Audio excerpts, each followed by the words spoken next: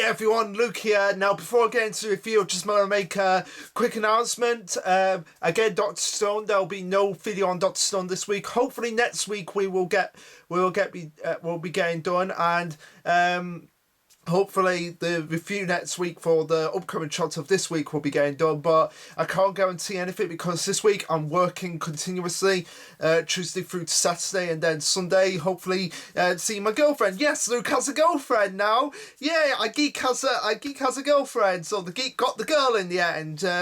We're really happy. We're really happy together, and I love her to bits. I love everything about her. The fact that she's willing to put up with me, but also big announcement. My agent has put me through for a feature film, so that's good. Yay, Luke's doing some more acting work, getting more acting work out there. She's put me through for it. I set off my tape, my auditions and everything. I don't know when I'm going to find out, or if I'm going to find out or anything like that. It's just up to whether I get it or not, or whether they decide, yeah, we want you through for that. And my agent said to not worry about it. Just forget you've done it, because you're just going to be worrying about it every day of whether or not you've got it or not. So just do it and then just move on. So that's why we're doing the review. But if I do get it, guys, it will mean that I'll be out of the country for 3 months. So that'll put everything on hiatus. The reviews, everything will just be put on hiatus, but hopefully when I get back I'll do some quick summaries on some of the chapters that I've missed, and hopefully to get back up to speed, but they won't be as long or in depth as the reviews are now. So those are my announcements, and let's just get right into the review.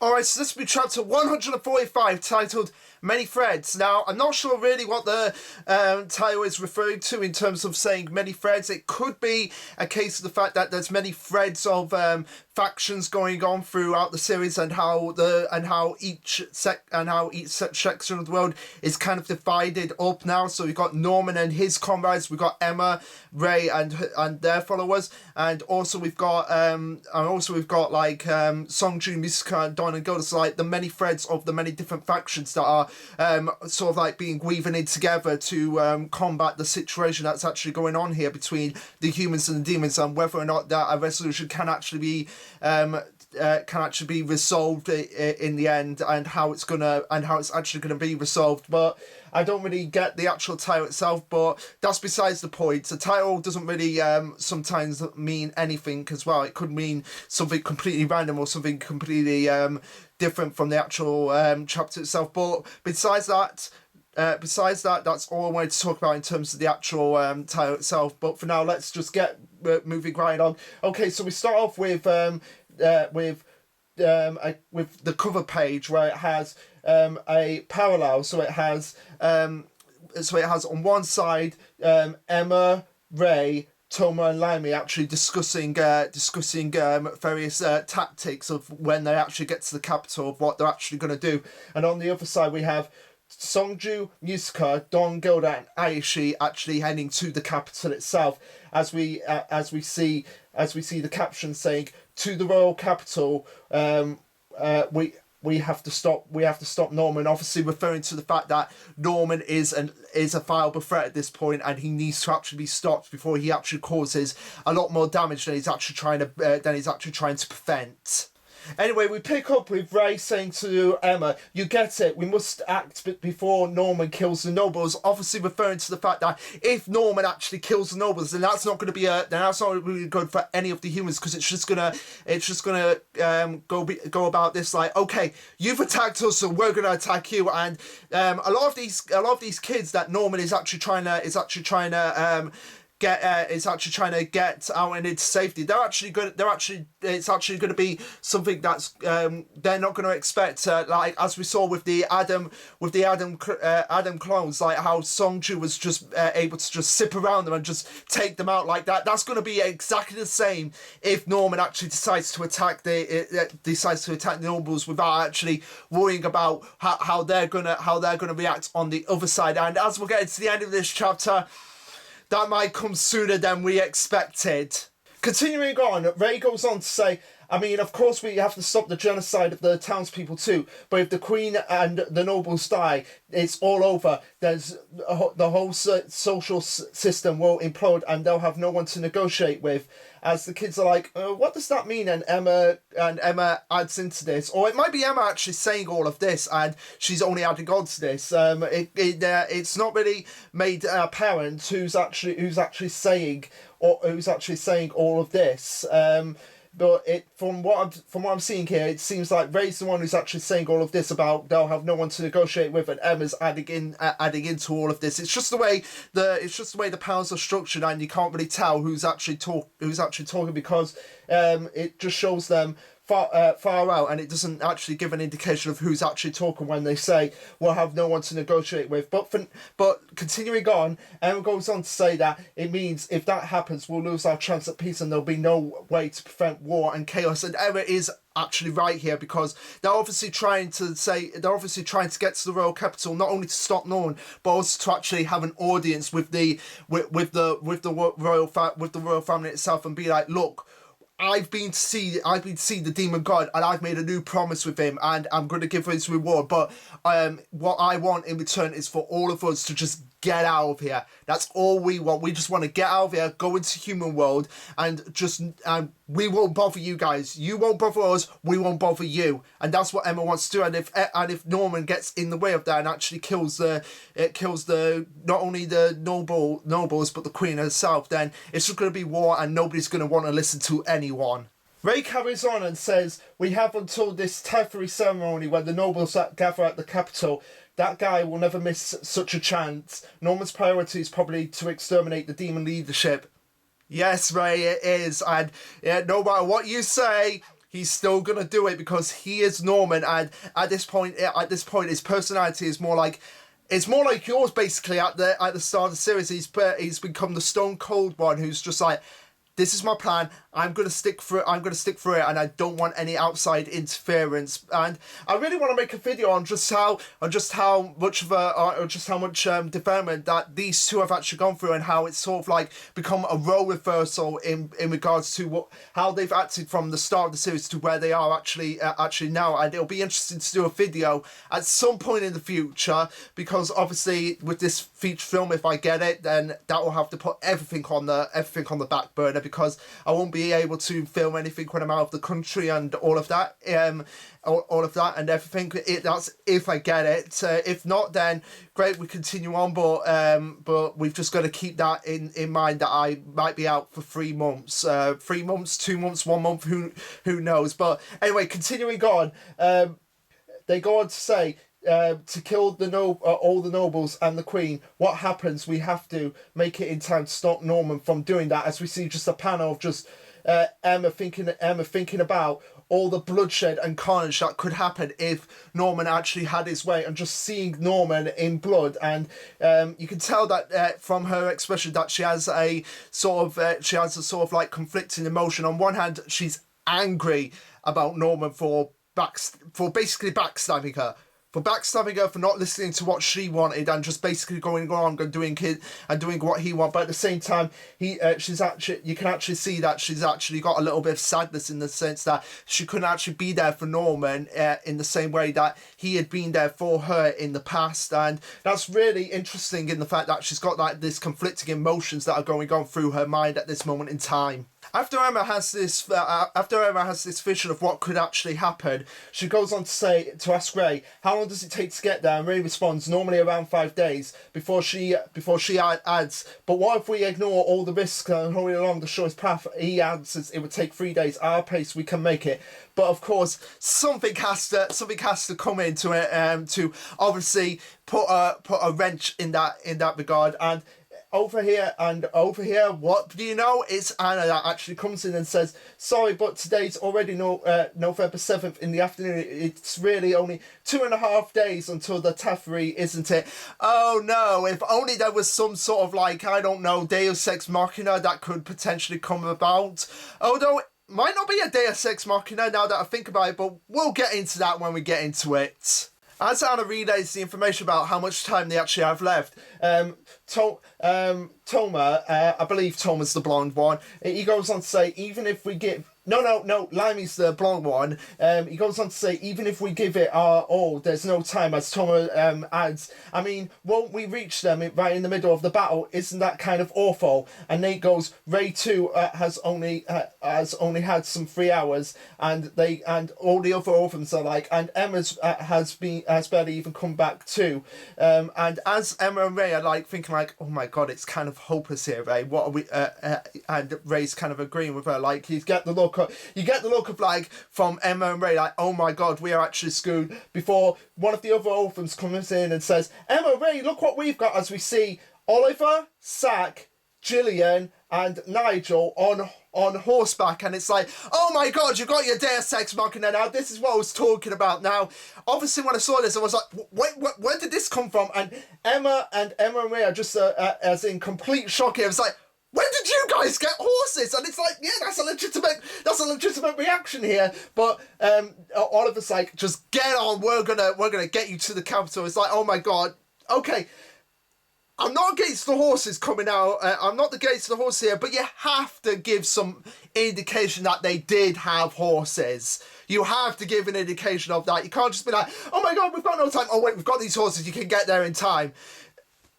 What? Oh, okay. All right. So as they're going through the forest, as they're trying through the hobbits, it kind of reminds me of Attack on Titan when they're trying through, like the wilderness to go and attack the Titans. Emma says, "You can all ride horses," and Nigel goes, "Did you think we'd just be foolishing around doing nothing while you were risking your neck at the Seven Walls?" Okay, yes. Yes, I agree that you would be doing something, Nigel, but you have to show that you had horses to begin with. Well, whatever. It's a Deus Ex Machina to just get them there. That's basically what it is, and every series has its Deus Ex Machina moments. Now, this is more of a Deus Ex Machina moment than Emma getting back up after being stabbed by Lewis. Now, I will call that this is more of a Deus Ex Machina moment here, because it's literally just seen as a device that's just like, oh my god, we can't get to this place in time. Oh wait, we do have these horses here. And it's like, where did this doesn't matter. We've been training at this moment. It doesn't matter. But now I'm not gay now. Even though it's Deus Ex Machina moment, it leads to some little bits of character development that I'm going to come up with Gillian's character right here, as she's just cheering along. It's like, it's not like we became experts or anything, but no. Okay, rant over. Okay, at least that's more of an indication to say like, oh yeah, it's a Deus Ex Machina, but we're still not experts here. But we've still been training. But it's still like, come on, you could have at least given us like some parallels back at the sanctuary to show that they were at least just show horses on a board, and just being like having Nigel going, this is the saddle, this is where you actually put your foot to actually get on the horse. You could have at least shown us that. But anyway, getting into the character development moments with Gillian, she's like, Emma's like, but you're really okay with this? What about you, Gillian? You oppose the idea of helping the demons, as we see Gillian flashback to her going, I care more about our family than any of the demons. My priority is to protect everyone. And she goes on to say, that's right, I'd still kill them, no doubt. I'd kill anybody who threatens my friends and family. But I want to help you, Emma. I want to save Norman too. And okay, that's really sweet, because it's showing that, okay, even though Gillian has a disdain for what the demons are doing, she's still like, look, Emma's my family, and even though I don't particularly want to go along with this, Emma's helped us out so much, I kind of owe a debt to her. So that's kind of nice that we got that last little, that we got those few little bits of character development from Gillian to show that even though she still hates the demons, she's willing to put aside her hatred in order to protect her family and actually help them out. And Emma says that she doesn't want to annihilate all the demons, then she's going to go along with it, even though she might not actually necessarily agree with it all the way. As Emma and Ray kind of smile at the fact that, okay, we've kind of got them back in the forefront, the Goldie Pond lot. Oliver goes on to say, enough talking, everybody. Time to let this baby fly. Now, us four plus our horse friends will bring you post-haste to the capital. to Norman, and then we actually cut to Norman as he gets the owl symbol of William Minerva actually on his shoulder, and we see him again in his cloak with all his allies around him, including like a fast array of the Adam clones from Lombardy, the Lombardy clones. And I really love again the shading that they do on his face, so it's like half of his face is covered up in shadows from his hood, whereas the other half of his face is just covered up in lightness, again showing his duality nature, in the sense that he sees this as a good cause, but at the same time he's like having to backstab people that are as close can be, like his brothers and sisters, and having to backstab them in order to create what he sees as a greater good for the whole of humanity. Again, showing that angel and devil side to him that he's sort of like got going on in his mind right now. As the owl perches on Cecily's shoulder, he reads out a note which says, "It's from the scouts. The Royal Army is heading fast to the bait location. The trains with the noble families too are coming down from each domain. Everything is going as planned. They should arrive the morning of the Tavern." As Norman goes, "Excellent." And he asks Vincent, what about that? And he says, "It's complete. We've made it in time. It's already here. Come and see it later." Now, we don't actually know what Vincent's actual plan is here, but we can only speculate. What has actually happened based on what happens at the end of the chapter.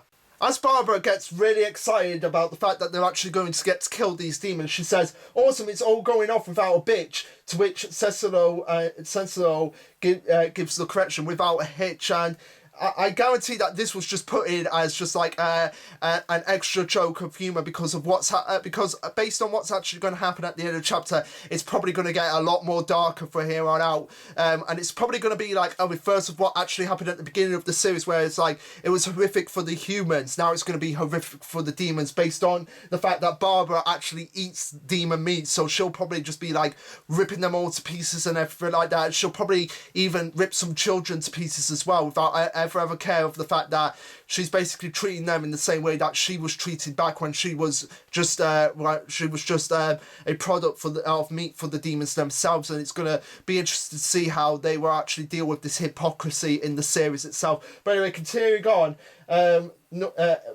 we cut back to the shelter, or the sanctuary, Norman's sanctuary. We see Violet, who has actually stayed behind to probably to just be like sort of like the big sister figure to all the authors now that Emma's gone off to the royal capital. She goes on to say, "But the most dangerous time, right, is right when everything seems to be according to plan." And Paula goes on to say, "Right, Lucas always said..." Sonia. Paula. Is it Paula? I've gotten this before I've got this wrong before as well. I believe it is Paula. Yeah, Paula. Sonia's the one with the glasses that was sort of like the second in command of the Goldie Pond lot. But yeah, Sonia goes on to say, "Right, Lucas. Lucas always said that when you have to keep your guard up, as some of the other authors are like, yeah." Hugo like to say it too, and again I love these callbacks to these characters, that even though they died, they still had a massive impact on all the other characters, so much that they remember everything that they was taught about them and how they can use that to their advantage later on when they're actually having to come up with tactics and battle plans to actually escape from demon world into human world, like what it is right now with Lucas and Hugo, and just remembering them. And it's always nice to have reminders of those characters and the sacrifices that they did in order to make sure that they had the opportunity to make the world a better place. And I would really like to see, like, at the end of the series, just like a montage, all the characters that made the difference to all these authors, so that they can actually achieve what they did for the greatness of mankind. As the authors are discussing various events and what has actually happened in regards to what Norman was actually doing in terms of running off quite quickly, Mark goes on to say, "Now that I think about it, Norman did look like he was in a bit of a hurry, maybe even a little bit anxious." As Dom goes on to say, yes, and I don't think it was only Norman either. As Anna, as Anna goes on to say, maybe it's because of that incident when the demons found out that we humans were behind the farm raids. and she's cut off. But as Sandy goes on to say, I wonder if it's only that though. Is that really enough reason for this much urgency before they actually cut back to the actual Norman group, and as they say, medicines. We've all had our pills and we've got plenty of spares. And Norman goes, good. We must all be the more cautious when all seems well. Now get proper rest. It's important for your health too. As Cecil goes, thanks, boss. It's good to hear. Now moving back to what was actually said in the actual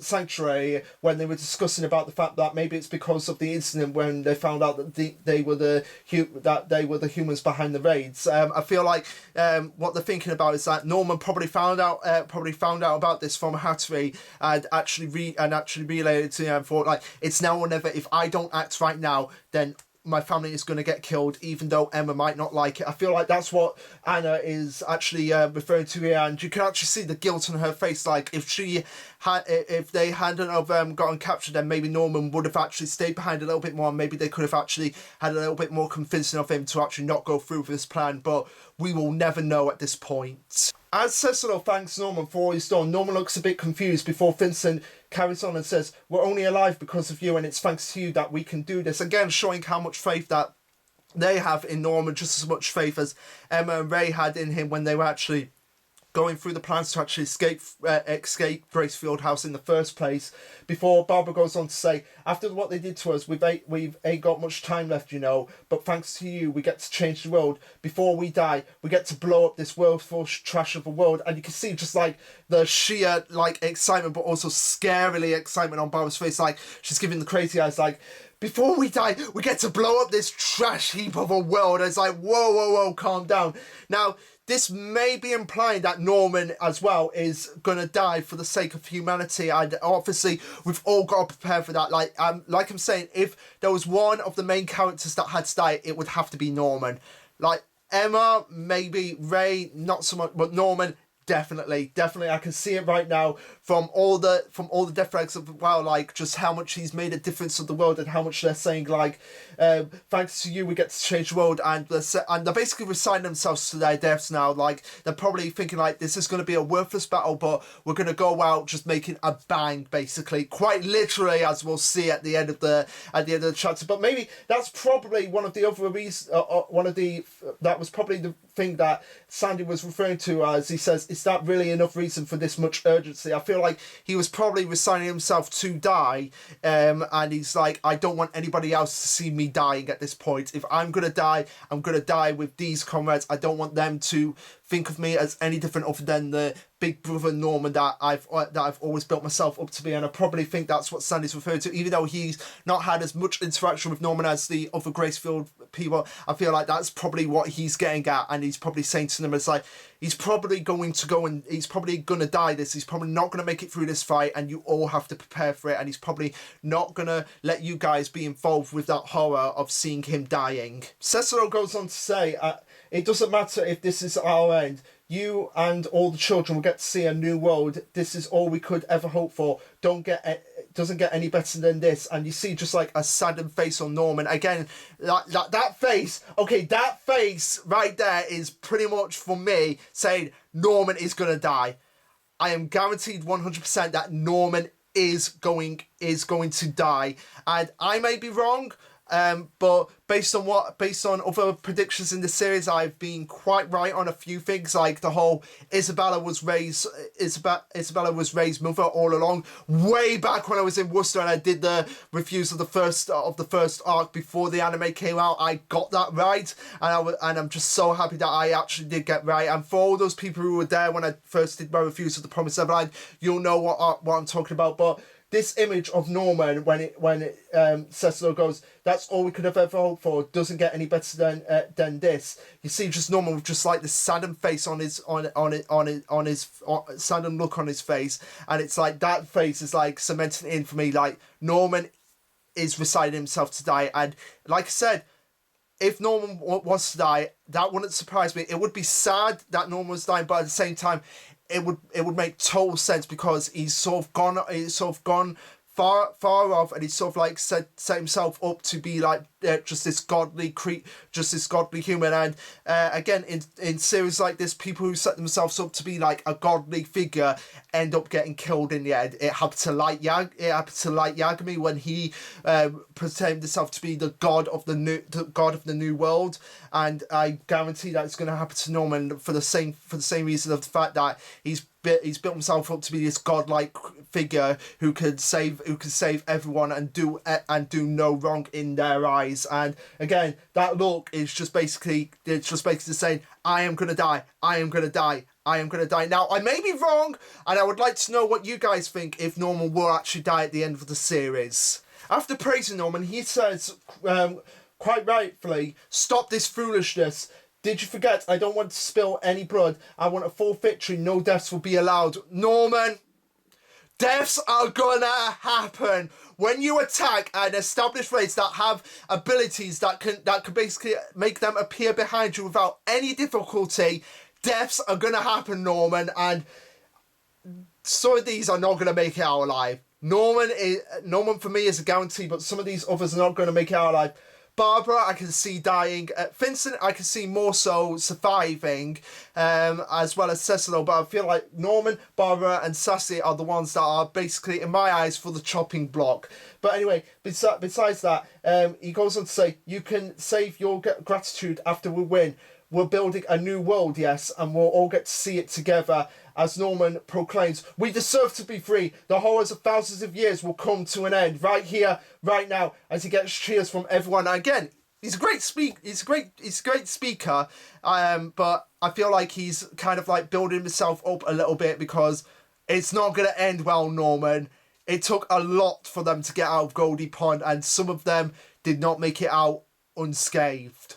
Continuing on, Norman looks to the sky after everybody has gone to bed, and he thinks back on all the times that he spent with Emma and Ray back when they were back at Gracefield House, as he flashes back to Emma say, "I don't want to live in a future where I have to kill my friend Musica. I would never be able to smile again. You can tell us everything, Norman. Let us survive together from now on." And he goes on to say, "Emma, Ray," as he starts to have a seizure in the same way that the Lamberdine clones had at the end of the last chapter, and he starts to cough up blood, and he's like, "I'm so sorry." Again, that's another sign for me that Norman, because he's gone so far down the line, it's like, "I'm sorry that I've had to betray you, but this is the only way that I could feel like we could actually get out of this, and I am so sorry for backstabbing you." Again, showing that even though he's got this stern, stone cold attire about him now, he still cares enough about them to admit that he knows that he has done something that has upset them, and it's kind of broken his heart. But at the same time, he feels like he can't do anything at this moment, and if one of them has to die, it should not be them, it should be him. And again, I love that about Norman, how he has, like, again, just this dual nature about him, and it'll be really interesting to see what happens when he eventually has to confront Emma and Ray again.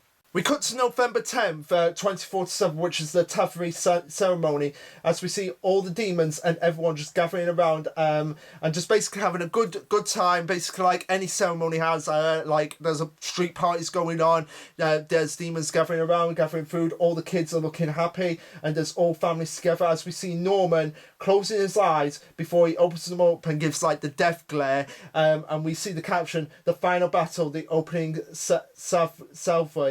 salvo," as we see him saying, "Do it," and we see an explosion, and that's where the chapter ends. So okay, this explosion, that's basically what I feel like Vincent was actually referring to. Like, he had all these explosives playing about, so like when the Tavern happened, they actually had a way to actually just be like boom boom.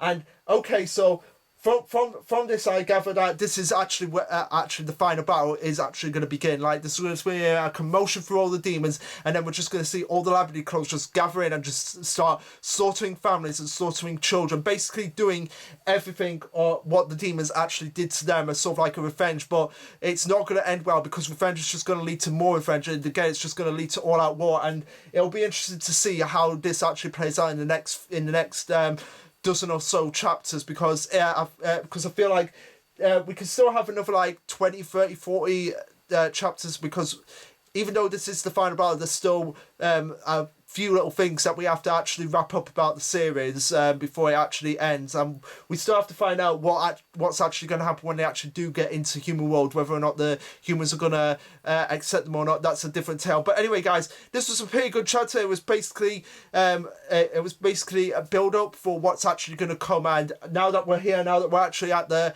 stages of the final battle, I feel like it's going to get more intense from here on out.